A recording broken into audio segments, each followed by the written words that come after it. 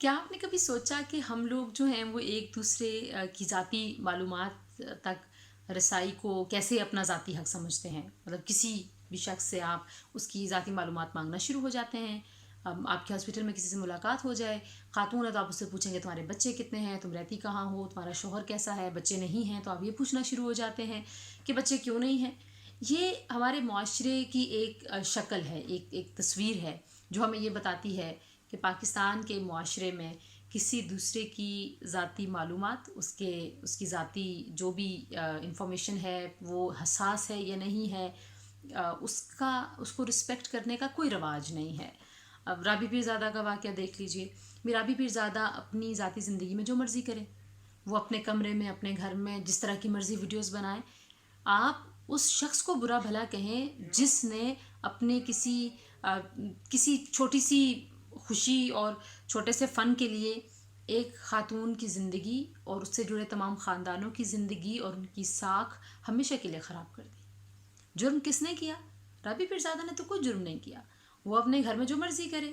بھی چار دیواری کے اندر کی زندگی کے میں اور آپ کیسے ٹھیکیدار بن جاتے ہیں، اور ہمیں کیوں شوق ہے ناک گھسانے کا بھی کہ آپ اپنے گھر میں کیا کریں. آپ مورل پالیسنگ جو ہے وہ جو سوشل میڈیا کے اوپر لیکچرز جھاڑ رہے ہیں کہ وہ یوں کر رہی تھیں، وہ یوں کر رہی تھیں، اور ہمارا کام نہیں ہے یہ. ہمارا کام یہ ہے کہ ہم اس معاشرے میں اور یہ جو بالکل جانوروں والا ایک طریقہ کار ہے، بے حسی اتنی زیادہ ہے کہ آپ نہ کسی کی زندگی اور نہ اس زندگی سے جڑی زندگیوں کا خیال کرتے ہیں.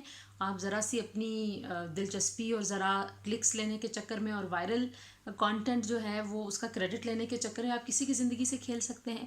آج اگر ہم نے اس ٹرینڈ کو نہیں روکا، آج اگر ہم نے اپنے معاشرے میں یہ باتیں طے نہ کیں کہ بھائی لوگوں کی پرسنل سپیس، جو ان کی ذاتی زندگی ہے اس کا احترام، اور جو بھی وہ اپنے گھر کے اندر کرتے ہیں، جو ان کے بنیادی حقوق ہیں، اس کا احترام ہم سب پر لازم ہے. اور کسی کا جو پرائیویٹ ڈیٹا ہے اگر وہ غلطی سے ہی آپ کے ہاتھ لگ گیا تو برائے مہربانی اس کو اس طریقے سے وائرل کرنا اور صرف مطلب ایک ٹرینڈ بنانا، یہ کتنا عجیب ہے.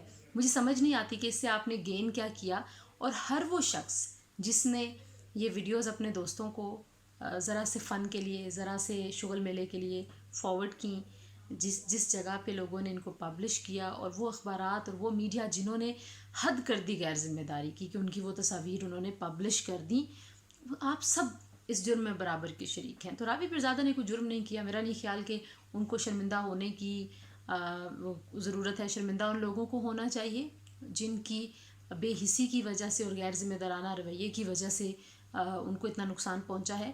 اور ہم سب کو بھی انہی کو بیش کرنا چاہیے، ہمیں رابی پیرزادہ کو بیش نہیں کرنا چاہیے. تو آج اگر ہم نے اس ٹرینڈ کو نہیں روکا تو آپ یقین مانیے آج یہ کسی ایک شخص کی زندگی، کسی ایک فرد کی زندگی اور اس کے ساتھ جڑی زندگیوں کے لیے خطرہ ہے، کسی ایک خاندان کے لیے خطرہ ہے. تو یہ ٹرینڈ کل میرے لیے، آپ کے لیے، ہماری فیملیز کے لیے، ہماری زندگیوں کے لیے خطرہ بن جائے گا. تو یہ جو رسپیکٹ ہے، رسپیکٹ ادرز، اس میں یہ ساری چیزیں آتی ہیں کہ آپ نے دوسروں کی پسند، دوسروں کی چوائسیز، دوسروں کا فریڈم آف ایکسپریشن، دوسروں کا رائٹ ٹو لیو، دوسروں کا رائٹ ٹو ایسوسیٹ اور رائٹ ٹو پرائیویسی، ان سب چیزوں کی آپ نے رسپیکٹ کرنی ہے. اور یہ رسپیکٹ جو ہے اس کا ڈسپلے بھی ہونا چاہیے، لیڈرشپ لیول پہ بھی ہونا چاہیے. ہمارے جو پولیٹیکل رول ماڈلز ہیں ان کو بھی دوسروں کی پرائیویٹ لائف اور پرائیویسی کی رسپیکٹ کرنی چاہیے. میڈیا کے لوگوں کو کرنی چاہیے. یہ نہیں آپ نے کیمرہ اٹھایا اور آپ کسی کے بیڈ روم میں ہی گھس گئے.